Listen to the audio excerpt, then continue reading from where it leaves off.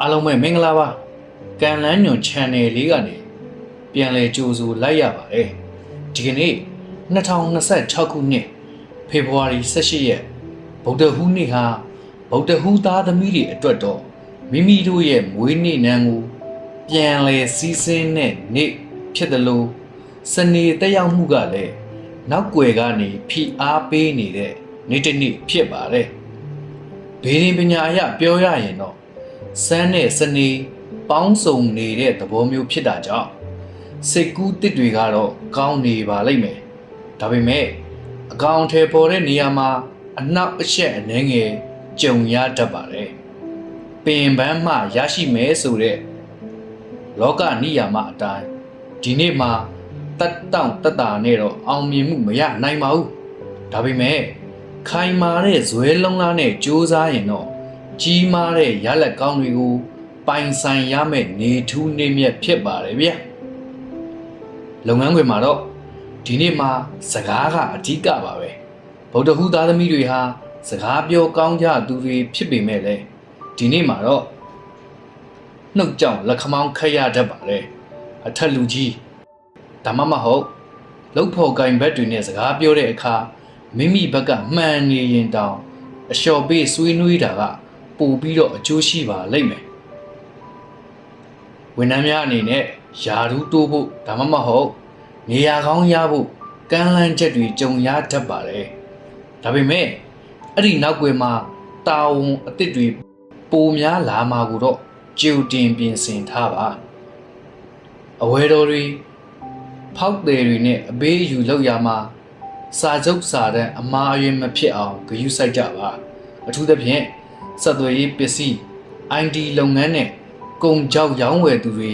ကံကောင်းမဲ့နေမျိုးဖြစ်ပါတယ်ငွေကြီးနဲ့ပတ်သက်ရင်တော့ဒီနေ့ဟာထွက်ပြီးမှဝင်မဲ့နေ့ဖြစ်ပါတယ်မနက်ပိုင်းမှာမမျော်လင့်တဲ့အလှအတန်းကိစ္စဒါမှမဟုတ်လူမှုရေးကိစ္စတွေကြောင့်ငွေအနှဲငယ်ထွက်သွားတတ်ပါတယ်ဒါကိုနှမျောမနေပါနဲ့အဲ့ဒီလိုထွက်သွားခြင်းကပဲတင့်ရဲ့ကံကြမ္မာအညံ့တွေကိုပယ်ဖြတ်ပေးလိုက်တယ်လို့ဖြစ်သွားပါလိမ့်မယ်မွန်လွယ်ပိုင်း2နာရီနောက်ပိုင်းမှာတော့ငွေဝင်လမ်းကြောင်းတွေပွင့်လာပါလိမ့်မယ်အထူးသဖြင့်ကြာသာပရိနံပါတဲ့ပစ္စည်းတွေဥပမာရွှေမြေအင်ချမ်းမြေအဲ့ဒါတွေနဲ့ပတ်သက်တဲ့အကျိုးအမြတ်တွေဝင်လာတတ်ပါတယ်ဒါပေမဲ့တခုသတိထားရမှာက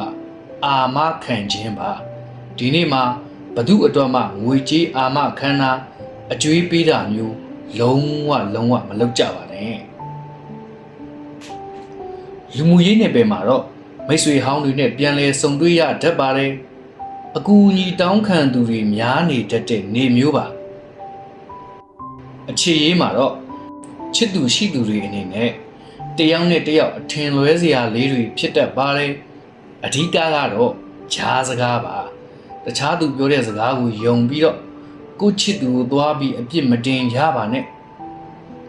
အိမ်အောင်ရေးအနေနဲ့ကတော့အိမ်အောင်ရှင်တွေဟာတာသမီကိစ္စဒါမှမဟုတ်အိမ်တွင်းအလှဆင်တဲ့ကိစ္စတွေမှာသဘောထားကွဲလွဲမှုလေးတွေရှိနိုင်ပါတယ်အိမ်အောင်ဘက်ကိုဦးစားပေးပြီးတော့ဆုံးဖြတ်ချက်ချရင်အရာရာအေးချမ်းသွားပါလိမ့်မယ်ကျမ်းမာရေးပိုင်းမှာတော့ဗုဒ္ဓဟူးသားသမီးတွေအနေနဲ့အစာအိမ်နဲ့အာယုံကြောကိုသတိထားပါအလုပ်တွေအရန်ဖိလုပ်တာကြောင့်ခေါင်းကိုက်တာဇကြောတတာမျိုးဖြစ်တတ်ပါတယ်အေးရေးဝအိတ်ဖို့နဲ့ရေများများတောက်ဖို့အကြံပြုလိုက်ရပါတယ်ညဘက်လမ်းထွက်လျှောက်ရင်တော့ခြေထောက်ခလုတ်တိုက်တာချော်လဲတာမျိုးကိုအနှဲငယ်သတိပြုပေးပါဗျာ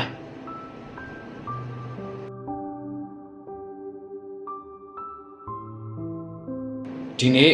ဖေဖော်ဝါရီ18ရက်နေ့အတွက်တင့်ရဲ့ကံကြမ္မာကိုပံပိုးပေးမဲ့ထူးခြားတဲ့နံပါတ်တွေကတော့4 1 5ဖြစ်ပါတယ်အရေးကြီးတဲ့ကိစ္စတွေဆောင်ရွက်တဲ့အခါမှာဥပမာဖုန်းနံပါတ်အခန်းနံပါတ်ကားနံပါတ်တွေမှာဒီကဏ္ဍတွေပါဝင်နေရင်တင့်အတွက်ပို့ပြီးတော့အစဉ်ပြေချောမွေ့ပါလိမ့်မယ်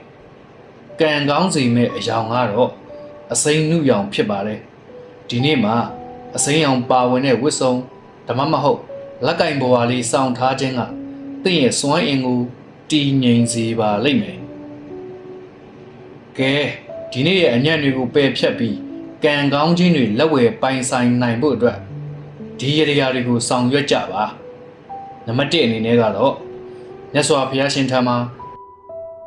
တတိ5မျိုးဒါမှမဟုတ်ကိမ့်မုံ5ခုကတ်လှူပူဇော်ပါနံပါတ်2အနေနဲ့ကတော့ဘုရားရှင်ရှေ့မှာ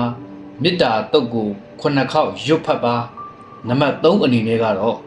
ဒီနေ့မှာထူးခြားတဲ့ကုသိုလ်အနေနဲ့လမ်းဘေးကတရိတ်ဆန်လေးတွေကိုအစာကျွေးပါဒီလိုဆောင်ရွက်ခြင်းနဲ့တင့်ရဲ့စိတ်နှလုံးကိုအေးချမ်းစေမှာဖြစ်တယ်လို့ကြုံတွေ့ရမယ့်အခက်အခဲမှန်သမျှကိုလည်းကြော်လွှားနိုင်ပါလိမ့်မယ်အားလုံးပဲကံကြမ္မာရဲ့အလင်းနိုင်ကိုလက်ကင်ထားနိုင်ကြပါစေကျွန်တော်ရဲ့ကံလန်းညွန် channel လေးကိုလည်း like နဲ့ subscribe လုပ်ထားဖို့မမေ့ကြပါနဲ့ဦးဗျာ